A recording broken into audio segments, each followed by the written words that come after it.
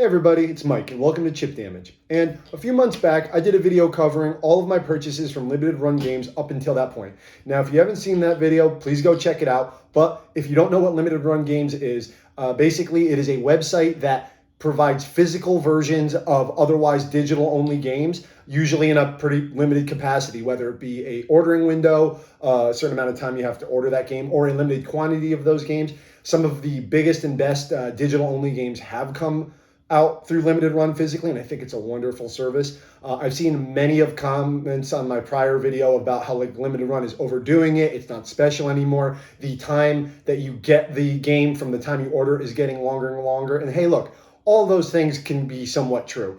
Yes, limited run is kind of going nuts with the amount of releases they have. It's hard to keep up with, but I don't have trouble cherry picking the ones that I really want. And I think they provide a wonderful service because some people like myself still prefer physical games over digital. It's nice to have something physical that you could put your hand on and say, hey, I own this. And, you know, that's pretty invaluable to some of us. Like, yes, sometimes they end up being dust collectors, like I've said before, but it's a little harder to have that game taken away through like delisting or hardware failures, a myriad of problems that can happen to digital games. Physical games have their own problems, but in my case, in many people's situations, it's a little harder to have these games lost or taken away from you.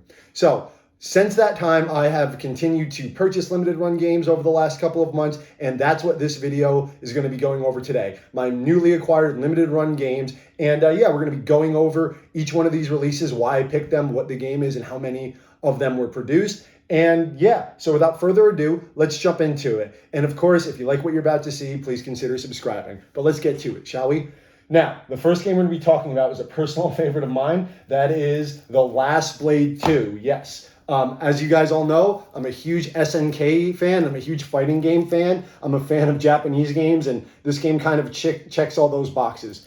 So, if you don't know, SNK somewhat retired Samurai Showdown in the late 90s. They wanted to start a new series featuring characters from a different time period. Instead of like Sengoku period of Japan, they kind of wanted like Civil War, Bakumatsu, 1800s Japan. And they drew heavy inspiration from Rurouni Kenshin, the world famous manga, who had in turn taken inspiration from Samurai Showdown for his characters. So they took inspiration from him for this, and he came on and helped design some characters for the series. But yes, for a while, Samurai Showdown was kind of in remission, and they went with The Last Blade. There was two main titles made, along with a Neo Geo Pocket Color title that you can download on the Switch. Is great. But the game got a digital re-release on the PS4 and PC, and it's wonderful. It has decent online, and it looks fantastic. It has some nice artwork unlockables. So when Limited Run announced that they were continuing their great SNK lineup by releasing a physical version of this, of course I had to have it. As you can see here, this is the standard edition. This and all the other SNK games that I will be showing. We're about to go on an SNK bender for the beginning of this video. We're between $30 and $35 for the regular edition, and they're really nice. As you can see, limited run numbers, all of these. This is limited run release number 358. How crazy is that? But this is a great game. If you like Samurai Showdown, if you like 2D fighting games, please check this out. Fantastic sprites, still hold up to this day. Some really cool characters. Hibiki from this game, one of the main characters in this game, just got released in Sam Show 2019. Kind of a cool throwback.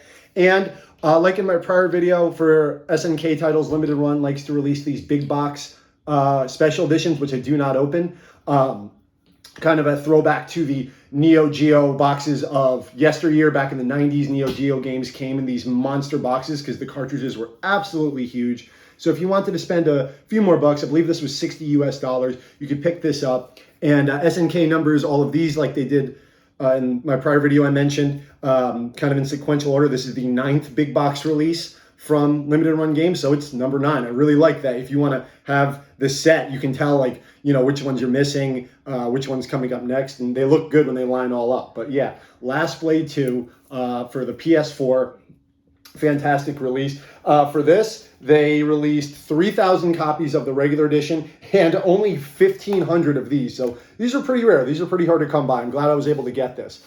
This had a very limited pre-order window that, like I said in my prior video, but if you haven't seen that, some of these releases, pretty much how they work is they go online at, let's say, 10 a.m. If you are not there clicking buy and checkout at 10:01, it's usually gone. Like I said, they tell you like, hey, there's only be 1,500 of these, and this is when it's going to open up. You got to be right there and ready to click. And luckily, I was able to get both of these, one of each, because you know what? I love this game. Continuing the SNK bender, we're going to jump forward a few centuries to semi-modern day. We're going to be checking out the Art of Fighting Anthology. Yes, so Art of Fighting was a SNK fighting game series. There's 3 titles that were coming out around the same time as the Fatal Fury games. They were very famous for their like fantastic graphics. I'm not gonna lie, Art of Fighting was never my cup of tea when it came to actual gameplay, but the sprites that they had, like, and the amount of like story crammed into these early 90s games was phenomenal. And Ryo Sakazaki, the main character of this, as well as many members of the cast, most famously like Yuri and Robert Garcia, all made it into future installments of the King of Fighters series. And, I'm just a fan of SNK fighting game history, so I dove into Art of Fighting. This game was originally released on the PlayStation 2, late in the PlayStation 2's life cycle. Then it was digitally released on the PS4, and that's the version that was physically released, the PS4 version, which I'm holding. As you can see, it's got some nice cover art right there. It's limited run number 375 for the smaller case version, the regular case. Of course, I got the big box version, limited run number 12. And this has Art of Fighting 1, 2, and Art of Fighting 3, also known as Path of the Warrior. And like I said, not the best playing games, really clunky, but huge, beautiful sprites. Like, these games came out at the same time as the Super Nintendo and Genesis, and as great as some of those titles can look, especially later Super Nintendo titles, like, they really don't touch the fluidity of the sprites in SNK games and the detail. So yeah, if you're a fighting game history fan, check this out, Art of Fighting. For releases, there was 3,500 of these, and yet again, there was only 1,500 of these made. So yet again, I was very lucky to get both of these, but I had to give my boy Ryo the Dragon some love. This is where Dan Hibiki's inspiration came from. If you don't know, the main character of this, Ryo, Capcom parodied him by creating Dan, and Dan has far surpassed the popularity of Ryo, which I just think is funny. But yeah, Art of Fighting Anthology, PS4 version, was able to snatch these up. Very happy about that. And moving on in the SNK series, speaking of Fatal Fury, I of course got Fatal Fury Battle Archives Volume 2. Yeah, so strangely enough, Fatal Fury Battle Archives Volume 1 and 2 were very late PlayStation 2 releases, just like Art of Fighting, that chronicled my boy Terry Bogard's adventure through all the Fatal Fury games before Garo Mark of the Wolves. Strangely, only Fatal Fury Battle Archives Volume 2 came out digitally for the PS4. That entails all the Real Bout games, which were the later games, obviously, in the Fatal Fury series. There's Real Bout 1, Real Bout Special, and Real Bout 2. They are better than the early Fatal Fury games. Like, they're more evolved, like they're later games, so obviously they play better. But it's a little sad that they separated them onto 2 collections. Even in the PS2 days, they could have fit that all on one disc. But they never released Volume 1 digitally, just Volume 2. And yeah, it's better, but it's still kind of weird. Regardless, I'm glad they released these physically. Yet again, great sprites in this, great cast of characters. You got my boy Terry Bogard, Andy, Krauser, Geese. They're all here. This is a fun collection. Garo Mark of the Wolves is one of my favorite games of all time, and I believe it is the best Fatal Fury by a mile. But the Real Bout games have some style. And look at that cover. Look at Terry. This is an infamous cover. All SNK old school cover art is great, but this is one of my favorites. This is limited run number 371, as you can see, for the regular release. And just look at that one more time. So good. And for the big box release, we got limited run number 11. Yet again, that great cover art. And on the back, detailing all the features. Just wonderful. Like, anything with Terry Bogard on, I'm going to be kind of a sucker. For the standard release of this, there was 3,500, and for the big box, you got 2,000, so a bit more. Yet again, this was a 10 a.m. release, like a limited number of copies made. I was very lucky to get all of these. These usually sold out within about 45 minutes, but I was always right there clicking. You put SNK on something, I'm going to show up on time.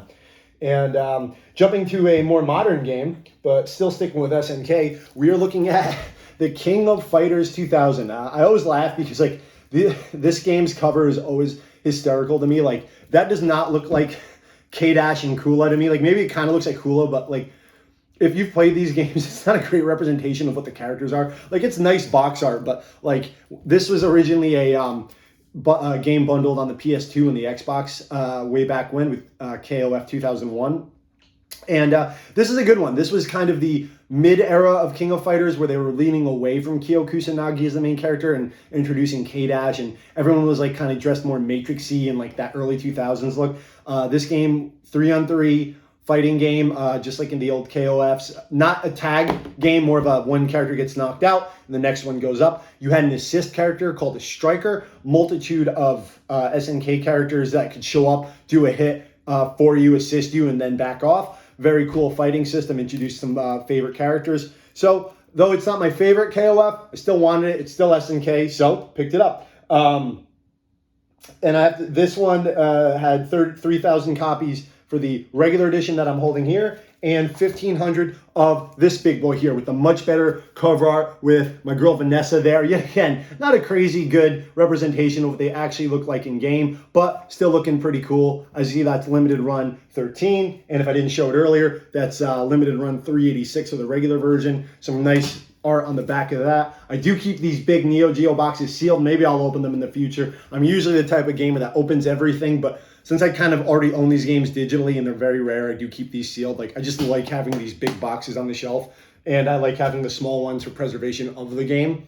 But yeah, moving along. We are going to be looking at the last King of Fighters game for now in the list. We're going to be looking at the King of Fighters 2002. Now, this was a odd release here. This was not a limited number exclusion. Like there was more than a certain amount of copies made. This was a window period. What limited run does sometimes is they give you like 30 days to order a copy, which I strongly prefer. I think that's better. That gives people more of a chance if they miss that first opening time, like if they don't get up early enough, if they forget it that day, they have a whole 4 or 5 weeks to pick it up. I strongly prefer that way. They seem to be leaning that direction. More of their more recent releases have been that. So the first one they've done for the KOF in that way is KOF 2002 Unlimited match, which is most people's, or I should say a good chunk of the fan base's favorite King of Fighters. Huge character roster. I think this has 66 characters, like with alternate versions of some characters, bringing back almost everybody from the KOF history.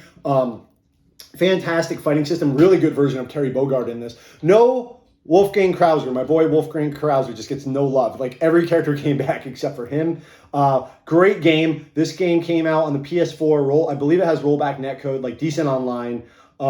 This is a fan favorite. This was originally released on the Xbox 360 arcade about 10 years ago. I believe it was released on PS2 in Japan, but we never got a physical release of this game in the US. Not this version. There's other versions of 2002, but the Unlimited match, we never got until this release. So this is really special. I'm glad I got this one.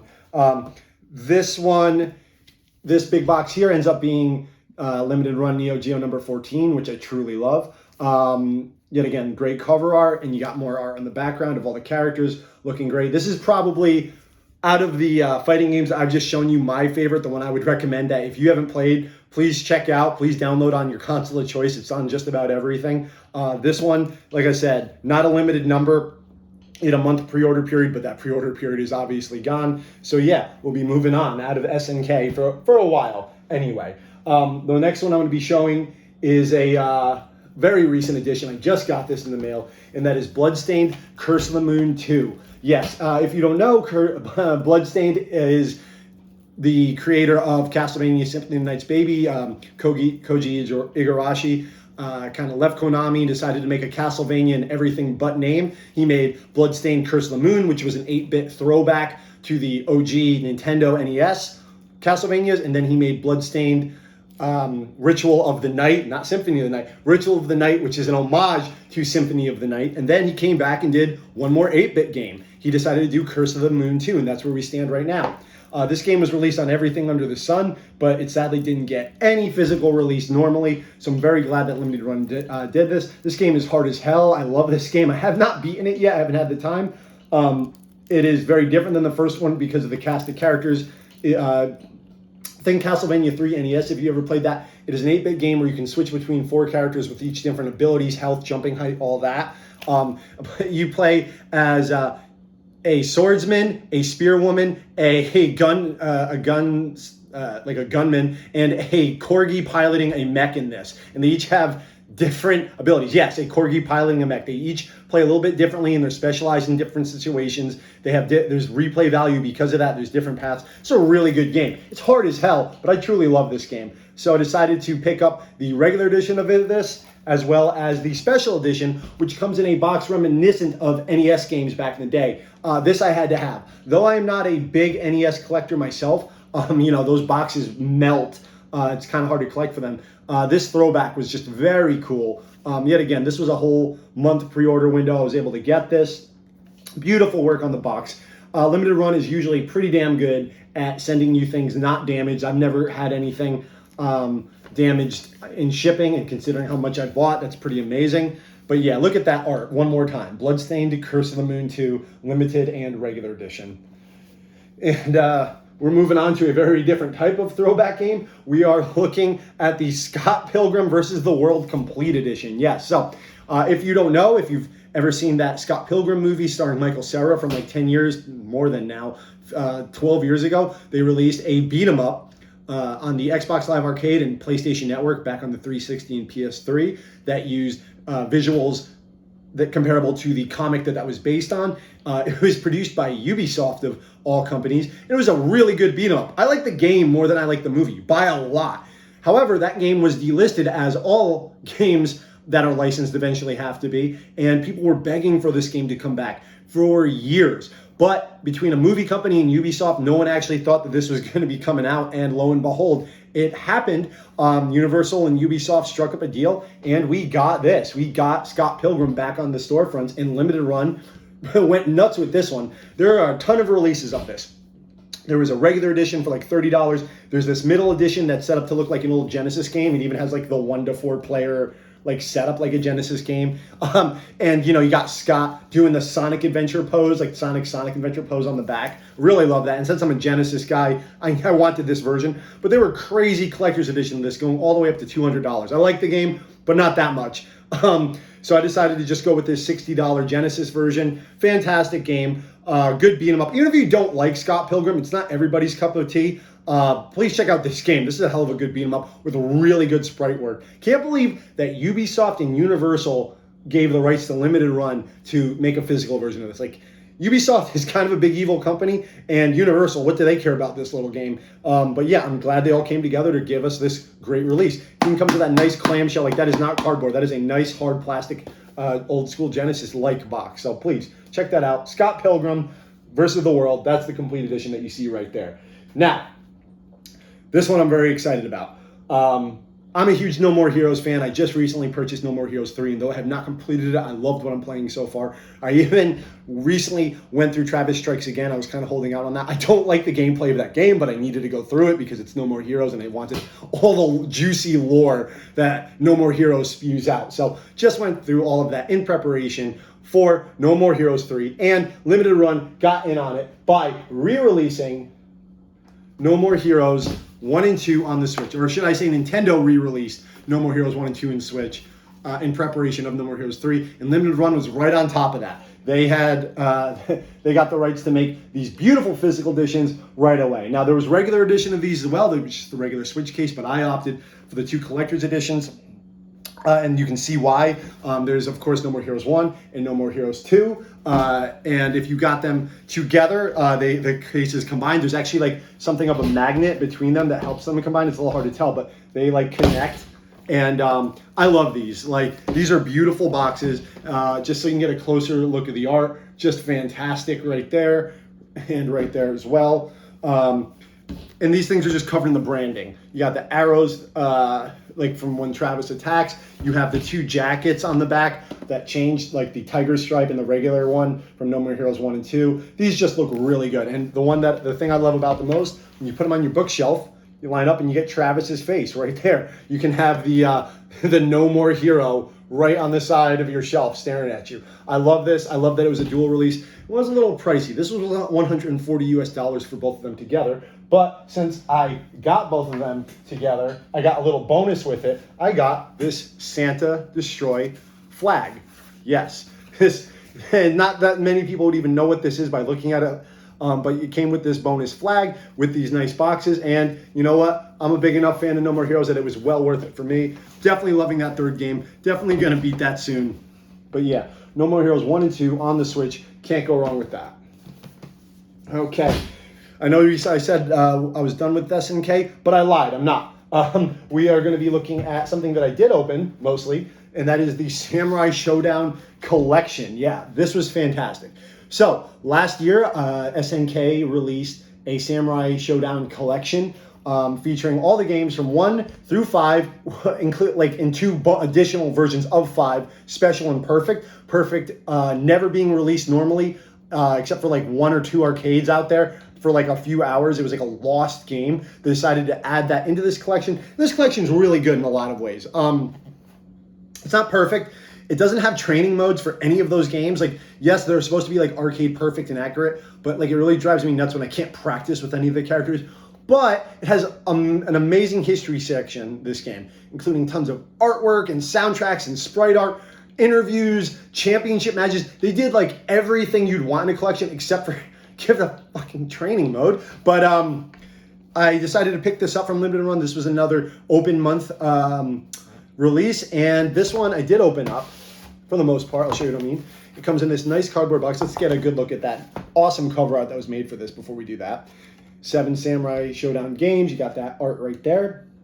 Looking real good.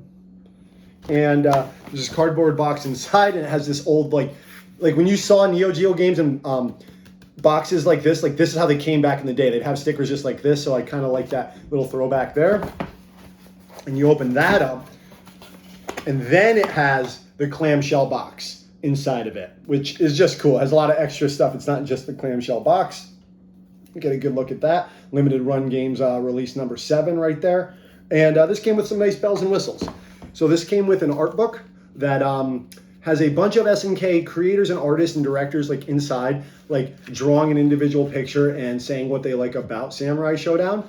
A lot of people like Nakaruru in Japan. I don't understand it, but Nakaruru has a huge fan base in Japan. She shows up in all the crossovers. I feel not too many people in the West care about her, but whatever. This is still a cool little piece of art that shows a lot of individual art styles throughout the years and from all the creators. It also came with the soundtrack, which Samurai Showdown's got some great music. The 2-disc soundtrack with some great art on the front. Can't complain about this collection. If you are looking to get into the series, if you've only played 2019, this might be the way to do it. Like I said, despite the lack of a training mode, it's still a hell of a collection. It's 7 games. Really, 3 versions of 5, but they're decently different. Definitely check it out if you're looking to get into the series. It's a cheap, easy way to do it, and it's on PS4, Xbox One, PC, so it's pretty much everyone has access to it. However, before Limited Run announced this collection, I would say competitor, but maybe a counterpart in Europe announced the collection similar. Now, I usually do not import my games. I'm usually a North American only type of guy, but I really wanted these games physical. I love Samurai Showdown, and Limited Run did not announce anything. So I saw a European, I believe France-based website called Pix in Love, who has been picking up some traction lately, announced that they were doing a physical release of Samurai Showdown, the collection. And I hopped right on that because I didn't know if I would have a chance otherwise, because this was limited by number. There's only a few of these. I had to order this quick. So I have a different version of this game, and I think it's definitely worth noting as a bonus today. Both of these last 2 games are bonuses. This is the European Pix in Love version of the Samurai Showdown collection. Now, this is really nice. In some ways, it's better than the Limited Run version. It is fully in English. The binding, everything is in English, though I did, ordered it from a French website, my receipt was in French. And these are numbered. So I got 120 out of 1,200. So I acted pretty quick on these. I grabbed this. I didn't mind, but they do a hell of a job. The clamshell on this feels a bit more solid than those. And it has a clamp. It has this SNK logo right here and this seal not to break. This is a really nice box. Pix in Love is definitely a company to keep your eye on because PS4 games are region free and all of these releases seem to be printed in English. The box art is printed in English. So if you're in North America and like myself, you can only speak one language, so many of us only can, you can still get this, fully enjoy it, and play it in your American PS4. And on that note, Pix and Love did another SNK release that was just wonderful. The last game I'll be talking about today, and that is the King of Fighters 14. Yes, so many people kind of derive King of Fighters 14 because the visuals aren't great, but hell, it had a great roster. It was 58 characters, and the gameplay was pretty fun. And, you know, yeah, it's a bit of an ugly game, but it's still a fun game. Like, I still had a hell of a lot of fun being Geese, Howard, Terry, and Rock all together on one team. Like, how great was that? So this game was released physically on the PS4 way back when, but there was 2 DLC expansions that came out, introducing 4 characters a pop for a total of 8. And what this release is, it is the ultimate version of the game, KOF Ultimate Edition, that has all those DLC and bonus costumes on a physical disc. I love stuff like that. Plus, I wanted a clamshell reminiscent of old SNK games, old Neo Geo games. And Pix and Love was there. So I picked this up, and I got, as you can see on the corner here, number 303 out of 2000. And yeah, it's a great release, much in the vein of Samurai Showdown Neo Geo Collection. So now I have a version of the game with all the DLC on it if I ever want it in the future. And what I love is, like, SNK used to put like the number of megabytes a game was taking up, and now it's like 23,000 megabytes, 9,000 megabytes. Like they stuck with the tradition. So, like, you know, Pix and Love is having a little fun with it, and they're going to be a serious competitor in my collection to limited run games. Though limited run, I still have some things on pre-order. I still have things coming in, so expect a video on those future releases. But yeah, that does it today for my limited run games, as well as some of my Pix and Love games. And I gotta say, like, I've acquired quite a collection of these, and they just look great on the shelf. I'm so glad that these otherwise digital-only games I can now preserve, put them on the shelf, have them be a conversation piece when other gamers and collectors come over, because you know what? Physical will probably go away in the future, but I love that some companies like Limited Run are keeping it alive, helping keep the hobby alive, because you know what? Collecting digital stuff, it's just not that much fun. So if you have any thoughts on limited run games, of how they've changed over the last couple of years, how they've upped production, some experiences that you've had with them, please let me know in the comments below. I'll definitely be doing another video like this in the future. If you haven't seen my first video, like I said, please check that out. My name is Mike. This has been Chip Damage, and please take care of yourself. Thank you.